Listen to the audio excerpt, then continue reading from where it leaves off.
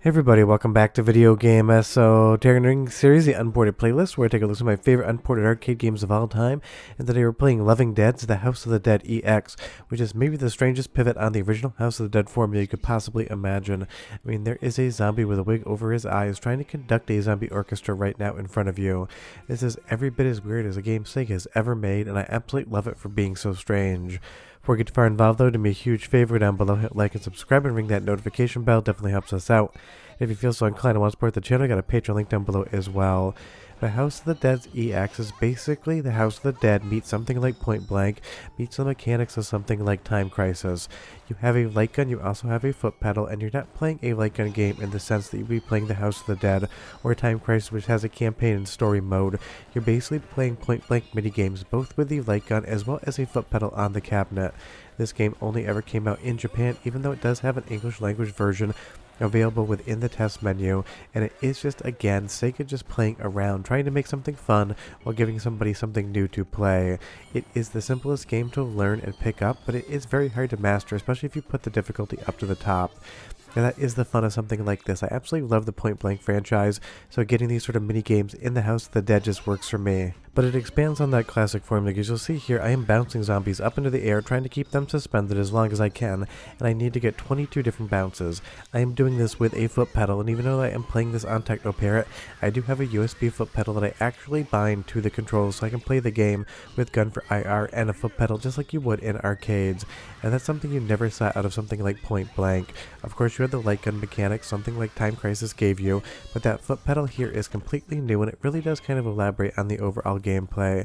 And the funniest part is pretty much all of the bosses are going to be taken at least in part from something like the House of the Dead franchise. When you go down underground here into the sewer, you're going to see the same boss from the House of the Dead, except now he has these devils working on his teeth. The entire hook of this level is that he has bad teeth, and you need to do dentistry and shoot those teeth out of his head so that he can end up feeling better. It is so incredibly weird, and I absolutely love it, as is the storyline. Basically, Dr. Curian made a female zombie who wouldn't listen. He imprisoned her, and she fell in love with her prison guard, and they are escaping together, player 1 and player 2 here. And basically every single minigame has to be passed if you want to escape Dr. Curian and live a happy, loving life. That is the literal story of this game. It's so funny, so weird, and only something that I feel like Sega could make up.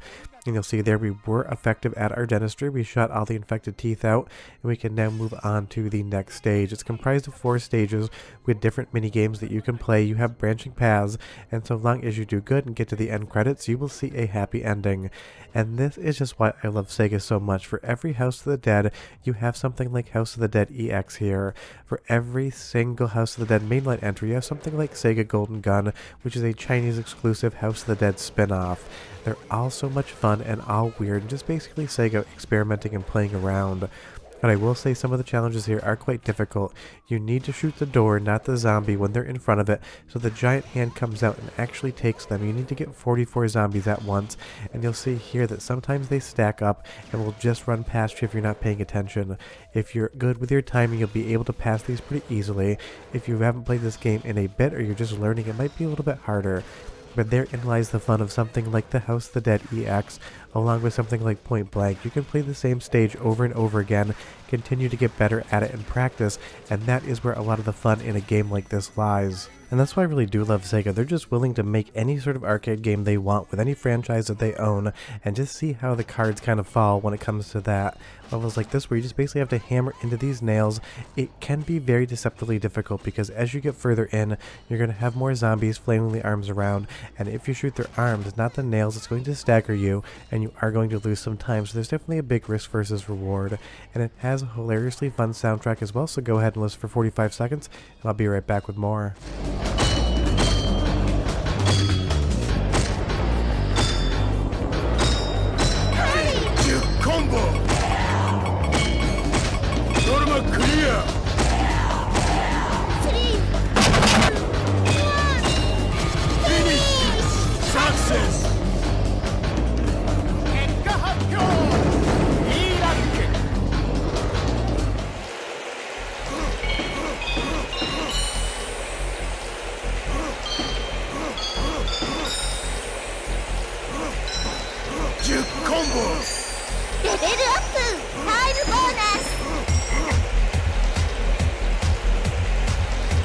The soundtrack fits the game while also being a little bit of new music for the House of the Dead franchise, but there will be some returning tunes that you'll be familiar with.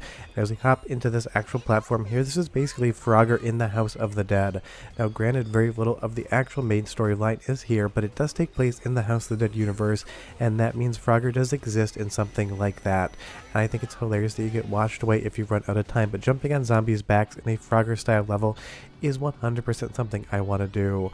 Where there's levels like this where you use the foot pedal and you hold it down to accelerate and you release it if you want to slow down. As opposed to tapping at the right time, you're actually going to be holding your foot on the pedal, and a level like this can actually be a ton of fun because it varies up the gameplay. Every single light gun stage, every single pedal stage is going to do something new and unique with that gameplay variant, and that's what's really going to be great here because you'll see we have all of these different charge balls that look like ghosts coming and trying to hit us. And now we're going to have two different Mad Max style cars trying to destroy us as well. If you get hit, you end up losing like 3 to 4 seconds, and as long as you're flashing, you cannot pick up any hearts on the screen, so you do need to deal with that risk versus reward of trying to collect enough to actually pass the stage without getting hit too often. And I would say some levels are definitely much harder than the other. Something like this, I feel like 9 out of 10 people would succeed off the first try. Or levels like this where you have to shoot the lead singer of a zombie rock band, this is going to be a lot harder. Every single time you hit him, you're going to go up 1%, so that means you have to hit him 100 times when you're actually playing. The camera is going to change angles, throwing you up for a loop. You're going to have him floating into the air. You're even going to have pyrotechnics going off, which in some places are going to actually obscure where he is. So this is definitely a level where I feel like more often than not, I definitely fail at it, because you need to be basically perfect and you have to beat that trigger like it owes you money, or else you're never going to pass. You'll see here, I was at 75%, and I got very close, almost to 99%, but I just failed at the last couple seconds. That means if I had just hit a few more shots, I would have been able to do it before mid-shots. Is the difference between winning and losing, and this is definitely feeling taken straight from something like Point Blank. You have zombies in front of you, one is different than the other, you need to pick which one is the difference. That is a mini game that appeared in more than one Point Blank game, and I love that you even get characters from House of the Dead 4 there to give you those time up bonuses as you get past a certain amount of challenges. It starts really easy, but you have to keep your eyes absolutely wide open because some of the differences are going to be so small you'll never actually notice them unless you actually pay attention to every single thing on screen. And sometimes you have to wait for the animations of the characters to actually finish up because they will be the same for the first second or two until they move around into their final position. It's definitely something, it's very easy to understand how to play it, but if you actually want to get a high score, it can be quite difficult to get good at stages like this. You need to be able to read the screen almost immediately. And you'll see here, they're going to start changing the animations ever so slightly, having to wait for them to actually do what it is they're doing. But one more soundtrack sample, because I do love the music in the House of the Dead 4, and we get some tracks directly from that. Go ahead and listen for 30 seconds, and I'll be right back with a little bit more House of the Dead.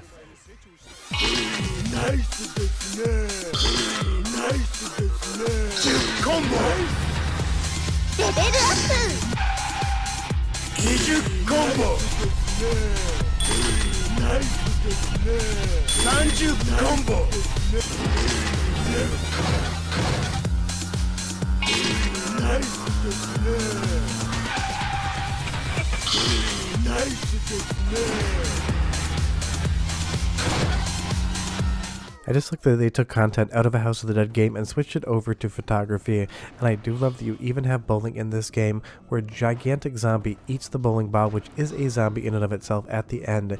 Even the pins are dancing around. Trying to understand what the House of the Dead EX is doing is pointless. It's going to be weird, it's going to be quirky, nothing's going to make sense, but the best part is you're absolutely going to have fun while you're playing it. That's all that Sega ever wants, and that's all that I ever want. Any game that gives you a zombie sumo wrestling match with a light gun is a 10 out of 10 to me.